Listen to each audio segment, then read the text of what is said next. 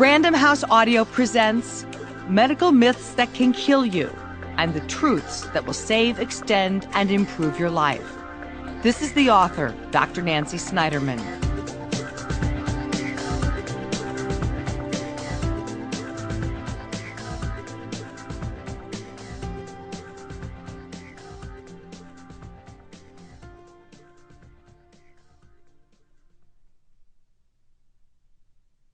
I don't know about you, but I like it here.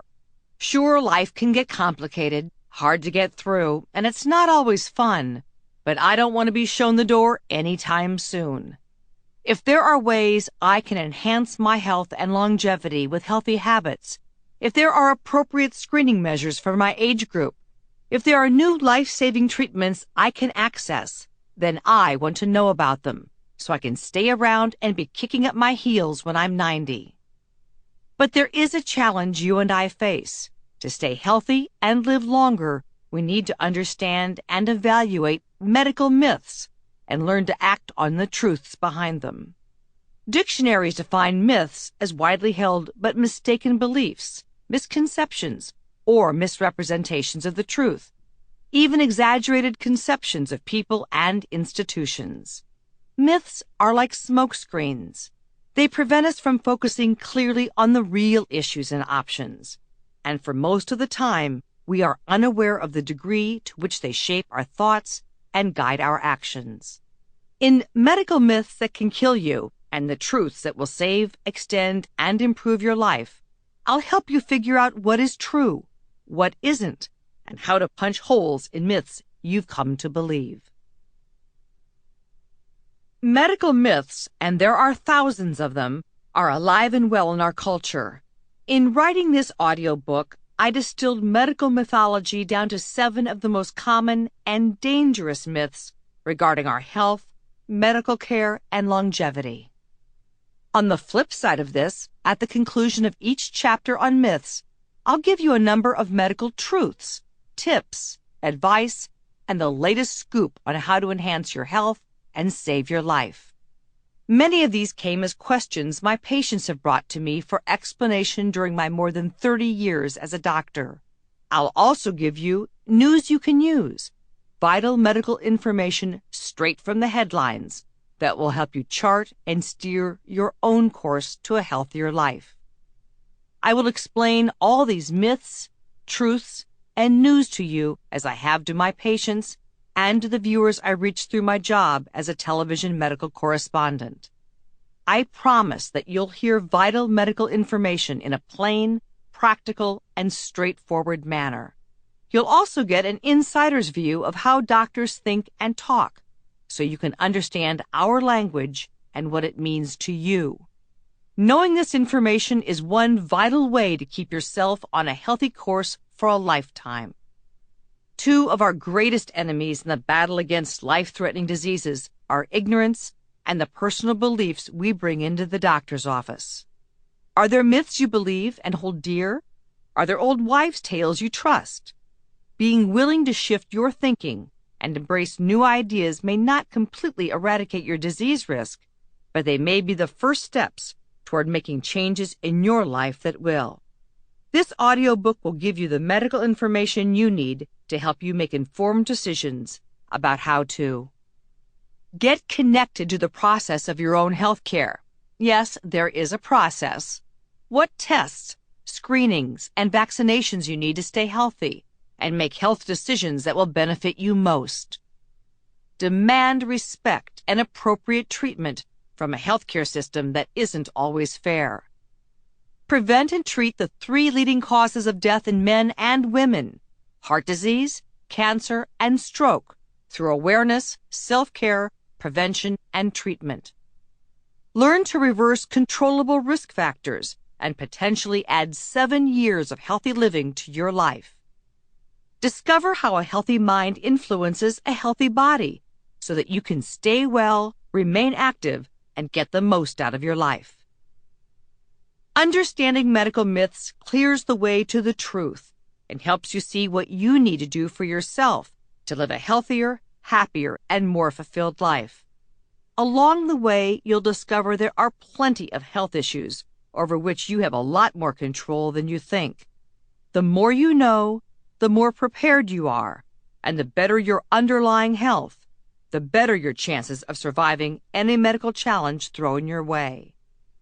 It is my hope that what I have to say brings renewed health and energy to your life, extends it, and possibly even saves it. Myth number 1. Annual checkups are obsolete. When I talk to people around the country, I'm always surprised to find that so many men and women believe that annual physical examinations are unnecessary. Very few see their physicians on a regular basis. I realize there are some things we would just as soon not find out, like your boyfriend's or girlfriend's entire sexual history before you met them. But having yourselves checked on a regular basis is a vital step we must all take. If all of us did this, diseases could be prevented or detected at an early stage when treatment is most effective, and lives would be saved. I know this from medical experience, but I also know it from personal experience. In 1986, while a surgeon at the University of Arkansas, I was awakened very late at night by a telephone call from my father. The minute I heard his voice, I knew something was wrong. No one in my family ever makes calls after 9 p.m., so this was already unsettling. Age 63 at the time, my father, a doctor who inspired me to become one, had just had his annual physical, which he still faithfully undergoes every year. He believed he was at risk for colon cancer, since his father had died from it in his 60s. So every year, at his annual exam, Dad insisted that he get a sigmoidoscopy, the standard test back then that allowed a doctor to look at the lower part of the colon. But this time, he told his doctor he wanted a colonoscopy instead, a more thorough test that was just coming into its own. My father was convinced that this was the new standard of care and the best tool for investigation. Although being a doctor brings me in close proximity to life-threatening diseases, my mind went numb when Dad told me that the colonoscopy had revealed a mass just beyond the area where the sigmoidoscopy would have stopped. There was a tumor in the wall of the colon that had eaten through and spread to 2 neighboring lymph nodes. A biopsy had confirmed that the mass was malignant. My dad had cancer. Because it had pierced the colon wall, I knew the situation was grim. I was stunned at just how unprepared I was to deal with my father's getting a diagnosis like this. The fact that my brother and I are both surgeons didn't make this reality any easier. But fortunately, there was a happy ending. The tumor had not spread any further than those 2 lymph nodes. Because radiation and chemotherapy weren't very effective for colon cancer back then, my father decided that surgery was the best treatment, so he underwent a resection of the colon. He was right and lucky. He has had a couple of scares since then, but now, 22 years later, he has beaten his cancer. Ever since it happened, he's had regular colonoscopies. Every year for a while, then every 2 years, and now every 3 years. Colonoscopies aren't necessary that often for everyone, but his testing schedule reveals how individualistic exams must be. If you have had cancer or have a strong family history of it, you and your doctor may decide that an annual look is worth it. The annual checkup is by no means obsolete. It is an important step we must all take, if for no other reason than to make decisions with our doctors about what screenings and tests are right for us. The appropriate scenario for screening depends on our age, risk factors, even symptoms. Whether we take the next step and follow through on those recommendations is our choice, but it is a choice that may set our compass toward living or dying. Anatomy of a myth. Why has the annual physical become such a debatable issue? For most of the 20th century, the annual head-to-toe checkup for adults was the standard of care. Sample complete. Ready to continue?